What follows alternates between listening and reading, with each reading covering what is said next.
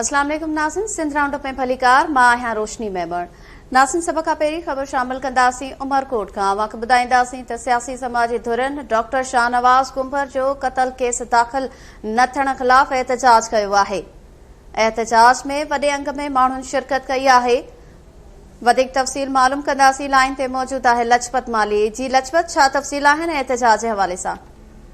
सॼी अॻु सिंधरी पुलिस सां पुलिस मुक़ाबले में मारिजी वियल डॉक्टर शाहनवाज़ कुंभर जे क़तल ख़िलाफ़ उमरकोट में अमन रैली सिंध जे मुख़्तलिफ़ शहरनि खां सियासी समाजी अॻवान शिरकत कई आहे।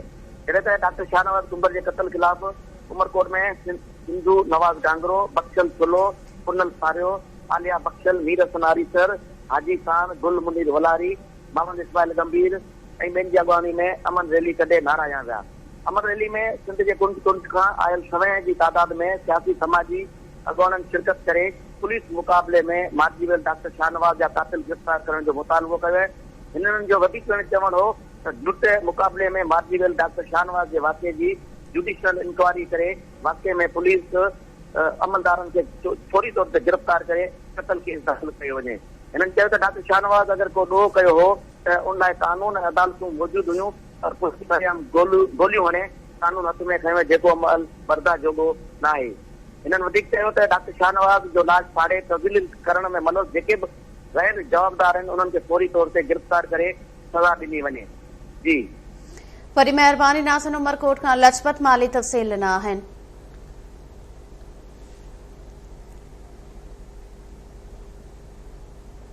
मीरपुर ख़ास खां ख़बर अवां ताईं पहुचायूं पिया। अवां खे ॿुधाईंदासीं त डॉक्टर शाहनवाज़ जो लाश साड़ण जे केस में वधीक 9 ॼणनि जी गिरफ़्तारी ज़ाहिर कई वई आहे। ख़बर अवां ताईं पहुचायूं पिया मीरपुर ख़ास खां। अवां खे ॿुधाईंदासीं डॉक्टर शाहनवाज़ जो लाश साड़ण जे केस में वधीक 9 ॼणनि जी गिरफ़्तारी ज़ाहिर कई वई आहे। तफ़सील मालूम कंदासीं। लाइन ते मौजूद आहे शाहिद ख़ासवेली। जी शाहिद, छा तफ़सील आहिनि? जी मीरपुर खास पुलिस जे मुबैना मुक़ाबले में मारिजी वियल डॉक्टर शाहनवाज़ कुंभर जे मण खे उमरकोट में संदसि ज़ाती ज़मीन में दफ़न करण में रुकावटूं विझण ऐं वारसनि खां लाश खसे हुनखे बाहि ॾेई साड़ण जे इल्ज़ाम हेठि आयल 34 जवाबदारनि मां रुगो पुलिस 9 ॼणनि जी जेका आहे उहा गिरफ़्तारी ज़ाहिर करे कंहिं मीरपुर खास में जेको आहे उहा दहशतगर्दीअ जे अंत वारी अदालत में अॼु जेको आहे उहो पेश कयो। अदालत में पेश थियलनि में मुख्य जवाबदार मौलवी अहमद शाहाणी, मौलवी रियाज़ पंवर, शेर अली समेजो, महबूब सांद, गुलाम मुस्तफा पंवर, नूर हसन पंवर, गमशाद पंवर, मोहम्मद सैफल ऐं मौलवी अमजद जेके आहिनि उहे शामिल आहिनि। उन मौके ते उमरकोट पुलिस अदालत खे जेका आहे गुज़ारिश कई त जवाबदारनि खे जेको आहे उहो रिमांड ते संदन हवाले कयो वञे। जंहिं बैदि अदालत समूरनि जवाबदारनि खे 7 ॾींहनि जे रिमांड ते उमरकोट जे तालिका पुलिस हवाले करे छॾियो आहे। जी वरी महिरबानी नाज़रीन, कश्मीर खां गुलाम फरीद जामड़ो तफ़सील ॾिना आहिनि। माफ़ कजो नाज़रीन, मीरपुर ख़ास खां शाहिद ख़ास के लिए तफ़सील ॾिना आहिनि।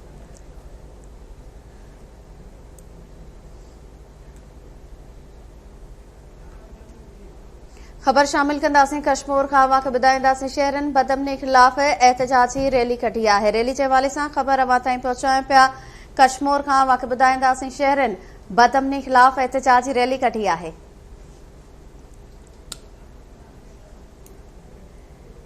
कश्मीर खां ख़बर अवां ताईं पहुचायूं पिया। वधीक तफ़सील मालूम कंदासीं। लाइन ते मौजूद आहे गुलाम फरीद जामड़ो। जी गुलाम फरीद, छा तफ़सील आहिनि?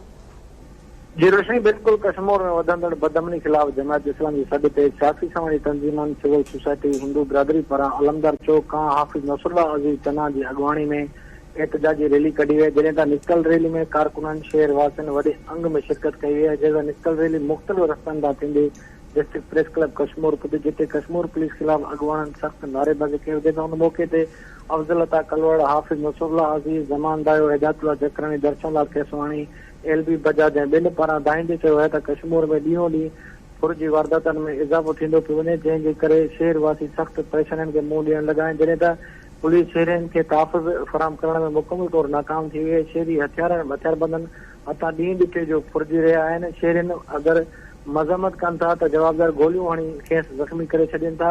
अॻुवाणनि IG Sindh DIG Larkana SSP Kashmir Bashir Birohi खां मुतालबो कयो आहे त कश्मीर शहर में अमन बहाल कराए शहरियुनि खे तहफ़ुज़ फराहम कयो वञे। जी ठीकु आहे, वॾी महिरबानी नाज़रीन। कश्मीर खां गुलाम फरीद जामड़ो तफ़सील ॾिना आहिनि।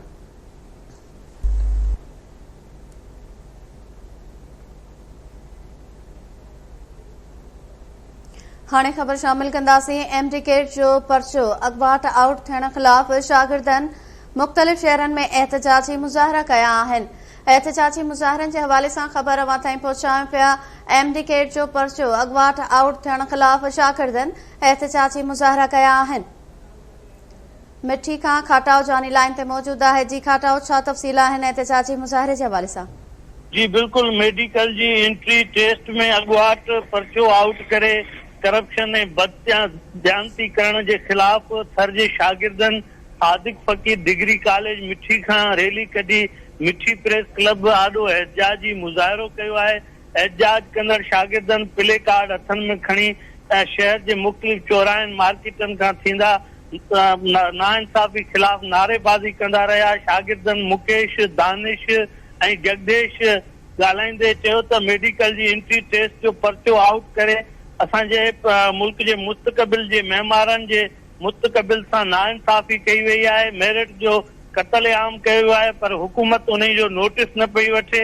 इदारनि खे उन जो नोटिस वठणु घुर्जे। ही नाइंसाफ़ी आहे। शागिर्द मायूस आहिनि ऐं हर साल ते ईअं थिए थो त एंट्री टेस्ट में तयारी कई वञे थी। शागिर्द ख़्वाब ॾिसनि था, उन्हनि जा वारस जेके आहिनि, उन्हनि जा माइट जेके आहिनि, उहे इंतिहाई घणो ख़र्च करे पंहिंजे औलाद खे पढ़ाइनि था ऐं असीं पंहिंजूं उमीदूं खणी वञी टेस्ट ॾींदा आहियूं, पर हिते इहे पर्चा आउट करे ऐं रिश्वतूं वठी ऐं उन खां हीअ असांजे मेरिट जो क़त्ल आम कयो वियो आहे। उन करे तमामु घणी शागिर्दनि में मायूसी फैलियल आहे। हुकूमत खे उन जो नोटिस वठी ही ॿीहर टेस्ट वरिती वञे ऐं असां सां इंसाफ़ कयो वञे। जी ठीकु आहे, वरी महिरबानी नाज़िन। मिठी खां खाटाओ जानी तफ़सील न आहिनि। अव्हांखे ॿुधायां पिया एमडी जो पर्चो अॻुवाट आउट थियण ख़िलाफ़ शागिर्दनि मुख़्तलिफ़ शहरनि में एहतजाजी मुज़ाहिरा कया आहिनि। एहतजाजी मुज़ाहिरनि जे हवाले सां ख़बर अवां ताईं पहुचायूं पिया। कुनरी में बि एहतजाज कयो वियो आहे। वधीक तफ़सील मालूम कंदासीं। लाइन ते मौजूद आहे मजीद मेमोन। जी मजीद, छा तफ़सील आहिनि? जी बिल्कुल, एमडी एंट्री टेस्ट जो पेपर आउट थियण ख़िलाफ़ इस्लामी जमियत तलबा जे सॾ ते कुनरी में जेको समय शागिर्दनि मुख्य जेको अमेरिकन चौक वटि अलाल चौक ते अफरोज़ हसन, अब्दुल समद आर ऐं हमज़ा ख़ान ॿियनि जी अॻुवाणी में एहतजाजी रैली कढी अलावा चौक ते धरणो जो मुज़ाहिरो कयो, नारेबाज़ी कई। उन मौक़े ते अॻुवाणनि जो इहो चवणो हो त सिंध में जेका बि टेस्ट थिए थी उनखे पैसनि ते विकिरो कयो वञे थो ऐं जेके शागिर्दनि सां नाइंसाफ़ी आहे। 2023 में पाण एमडी टेस्ट जेका वरिती वई, पेपर आउट थियण सबबि टेस्ट ॿीहर वठण जो फ़ैसिलो कयो वियो, पर हिन वक़्त ताईं उहो टेस्ट न वरिती वई। जंहिं शागिर्दनि बेच ने पकड़ियल आहे। हुन जो सिंध जे शागिर्द जे मेरिट जी लताड़ कई वञे पई। हुननि जे अपील कई त दिल्ली उमर कोर्ट में जेके शागिर्द आहिनि हुननि जी दिलि आज़ारी थी आहे। हुननि जो पेपर आउट हुनखे टेस्ट न वरिती वई आहे। ॿीहर टेस्ट वठी जेके शागिर्द बेच ने ख़तमु कई वञे, ॿी सोच में तारीख़ वधाई वेंदी। जी वरी महिरबानी नाज़िन। कुनरी खां अब्दुल मजीद मेमोन तफ़सील न आहिनि।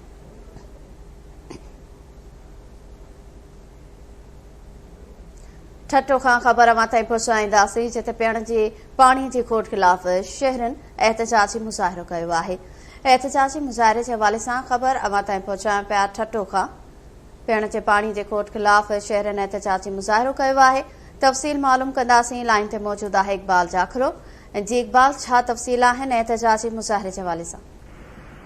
जी रोशनी, झिरक शहर ऐं आसपासी इलाइक़नि में पीअण जे पाणी जी खोट जे ख़िलाफ़ शहरियुनि पारां क़ौमी शाहराह झिरक वटि ठट्टो हैदराबाद ब्लॉक करे एहतियाजी नारेबाज़ी कई वई, जॾहिं त एहतियाजी अॻुवाणी अमजद शोरो, हैदर भट्टी ऐं ॿिया करे रहिया। संदन चवणो हो त काफ़ी अरसे खां वठी झिरक ऐं आसपासी इलाइक़नि में पीअण जे पाणी जो बहिरान आहे, पर इंसान कंहिं क़िस्म जो तहरीक न आहे वरितो। मुसलसल हो पीअण जे पाणी लाइ परेशान बणियल आहिनि ऐं माण्हू करे रहिया आहिनि ऐं इंतिज़ामिया खे पुणे लिखत में दरख़्वास्तूं ॾिनियूं वयूं आहिनि, पर को बि तदारक न कयो वियो आहे। जॾहिं त हुननि जो वधीक चवणो हो त पब्लिक हेल्थ इंतिज़ामिया जी नाली जे करे जेको झिरक शहर ऐं आसपासी जेके इलाइक़ा आहिनि उते पीअण पाणी जो वॾो बहिरान पैदा थी वियो, जंहिं सबबि इलाइक़े वासी जेके आहिनि सख़्तु परेशान बणियल आहिनि। मुतालबो कयो आहे त फौरी तौर ते पीअण जे पाणी जो बहिरान जेको ख़तमु कराए शहरियुनि खे परेशानी खां बचाए वञे।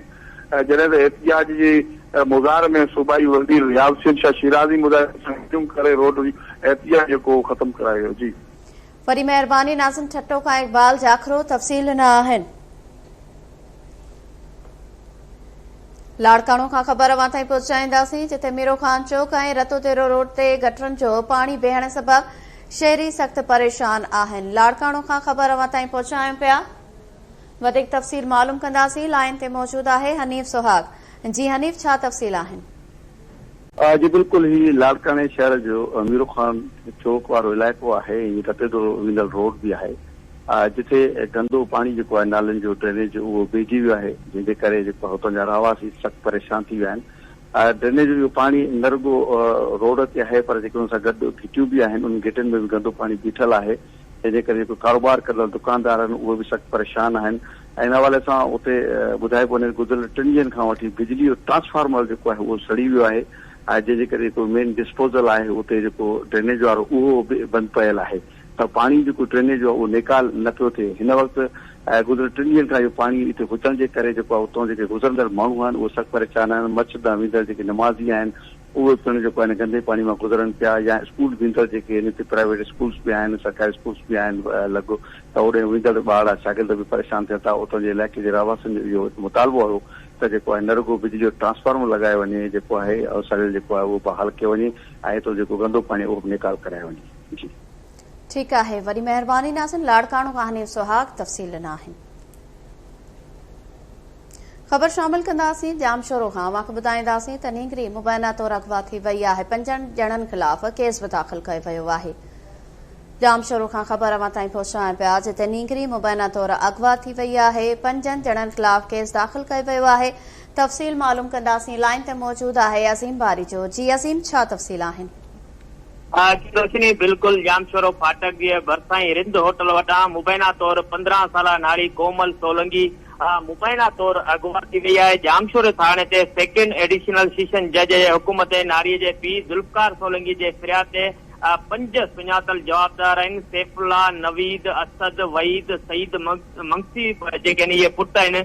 सोडल मंगसी समेत 3 नामालूम माण्हू मथां 365 बी जा कलम शामिल करे अगवा जो केस दाख़िल कयो। केस जे फ़रियादीअ मौक़ुफ़ अख़्तियार कयो त मुंहिंजी न्याणी कोमल मूंखे शिकायत कई त सैफुल्ला मंगसी वारा जेके मूंखे शादीअ लाइ तंग थो करे, जेको मुसलसल धमकियूं ॾेई रहियो आहे। ॼाणल जवाबदार जेके उहे मुंहिंजे घर में दाख़िल थी मुंहिंजी न्याणी कोमल खे अगवा करे विया आहिनि। केस दाख़िल कराइण बावजूद जेके उहा जामशोरो पुलिस जेकी उहा ताउन नथी करे, न्याणीअ खे जेको आहे उहा बाज़ियाब नथी कराए। पुलिस जो रुगो अगवा जा केस त दाख़िल कराए थी रोशनी, मगर हिन वक़्त ताईं जेके बि जामशोरो हुन जे भरपासे वारनि इलाइक़नि मां न्याणियूं जेकी अगवा थियूं आहिनि उनमें हिन वक़्त ताईं जेको पुलिस को बि तहरीक न वरितो। उन्हनि खे बाज़ियाब करण में मुकमल तौरु जेकी उहा नाकाम बणिजी वई आहे। गुज़िरियल ॾींहुं जेको ही नारी जेकी 15 सालनि जी कोमल सोलंगी मुबैना तौरु अगवा थी वई आहे। 8 ॼणनि मथां केस त दाख़िल कयो, मगर पुलिस जे जवाबदार गिरफ़्तार करण में मुकमल तौरु नाकाम वई आहे। नई अगवा थियल नारीअ खे बाज़ियाब करायो। संदसि वारस जेके आहिनि हिकिड़ो ई मुतालबो करे रहिया आहिनि त कोमल सोलंगी खे बाज़ियाब कराए इंसाफ़ फराहम कयो वञे। जी वरी महिरबानी नाज़िन। जामशोरो खां अज़ीम बारी जो तफ़सील न आहिनि। ख़ैरपुर खां ख़बर अवां ताईं पहुचाईंदासीं जिते शागिर्दियाणी मुबैना तौरु अगवा थी वई आहे। इज्तिमाई ज़्यादती बाद वीडियो भरण जो इंकशाफ साम्हूं आयो आहे। ख़बर अवां ताईं पहुचायूं पिया ख़ैरपुर खां। अवांखे ॿुधाईंदासीं शागिर्दियाणी मुबैना तौरु अगवा थी वई आहे। तफ़सील मालूम कंदासीं। लाइन ते मौजूद आहे ख़ादिम जुणे जो। जी ख़ादिम जुणे जो, छा तफ़सील आहिनि?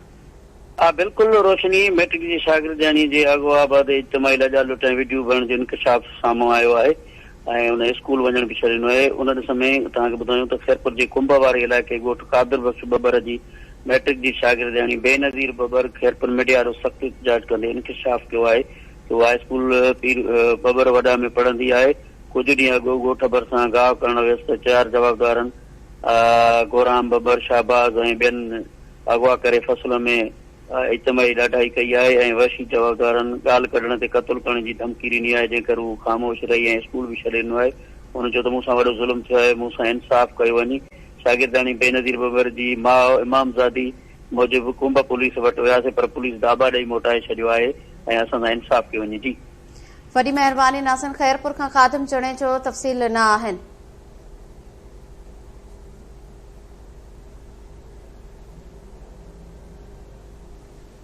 नाज़िन, सिंध राउंडअप में फ़िलहाल एतिरो। वधीक ख़बरुनि ऐं अपडेट लाइ विज़िट कंदा असांजी वेबसाइट KTN News.tv। ॾिसंदा रहो KTN News।